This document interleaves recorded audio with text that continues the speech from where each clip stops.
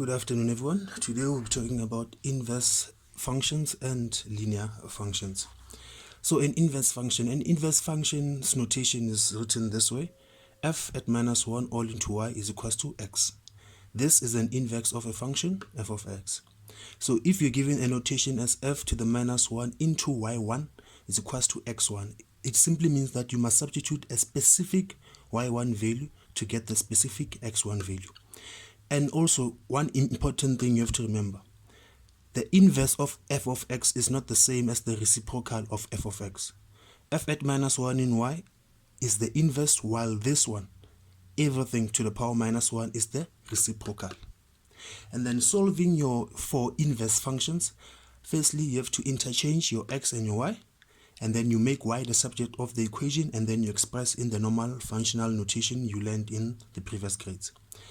And then also remember that f of x and its inverse are just a reflection of f of x above the line y is equals to x. So in your graph, you are just reflecting the original function to get its inverse. You are reflecting it above the line y is equals to x. And another important thing, a function must be a one-to-one relation for its inverse to be a function. What do I mean by a one-to-one relation? A one-to-one relation is a linear function.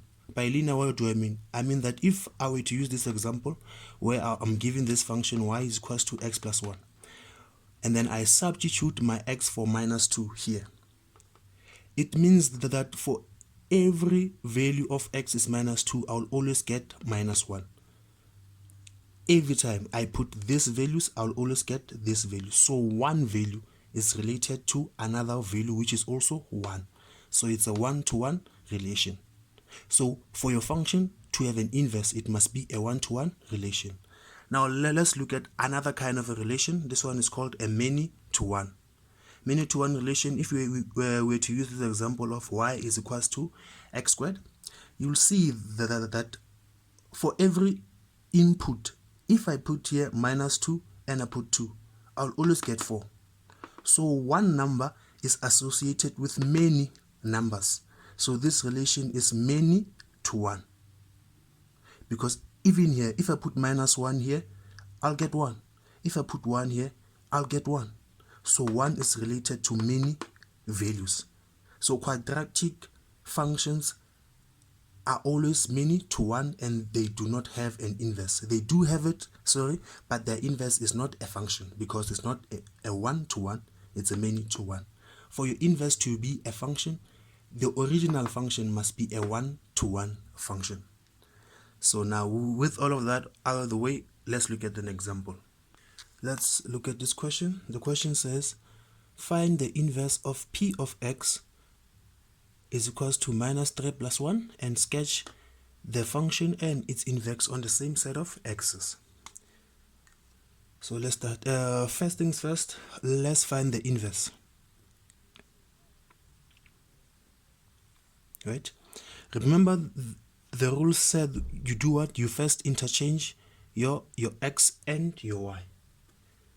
So it's going to be x is equals to minus 3, but it's going to be 3y plus 1. And then you do what? You make y the subject of the formula.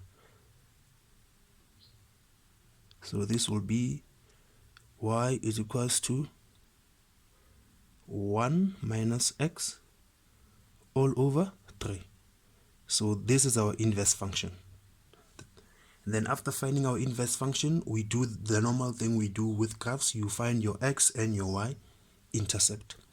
So let's look for our x intercept. Obviously we have to let our y be equals to 0. So for x intercept, it's going to be 0 is equals to 1 minus x all over 3. So x will be 1.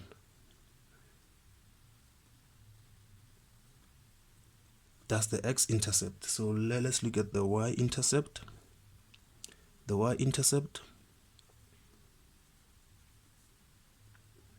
you let x be equals to 0. So here we'll have y is equals to 1 minus 0 all over 3. So our y will simply be a third. So the y-intercept is 0 and 1 over 3. So now let's find the x-intercept for the original function for p of x. So the x-intercept is going to be 0 is equals to minus 3x plus 1. So 3x is 1. Our x will be a third.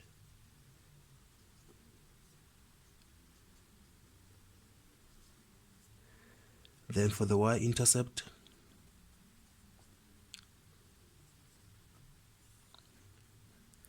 y is equals to minus 3 into 0 plus 1. So our y will be 1. And then we have all our intercepts. Now we can draw the graphs.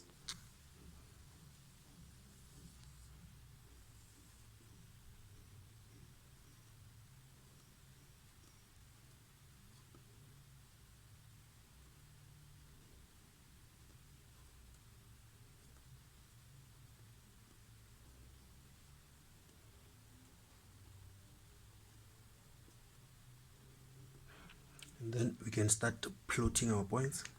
Let's start with the intercept first. So for x I have 1 and 0, so it's here. And then for y I have a positive third, so it's somewhere here. So then I draw my graph.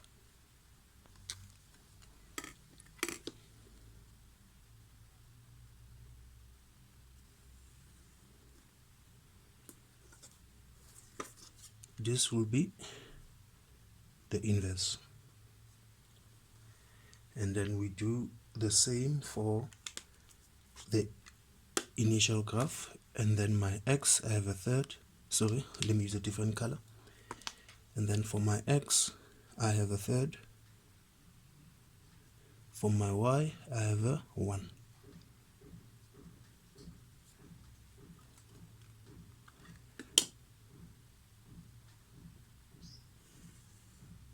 There they are.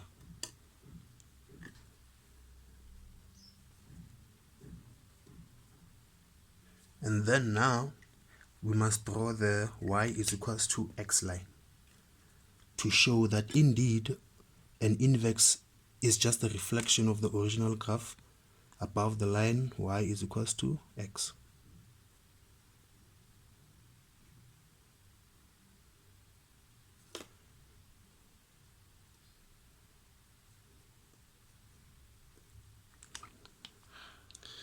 And then there you have it, ladies and gentlemen, there you have it. So now let's see if it is actually true that an inverse is a reflection above the line y is equals to 1.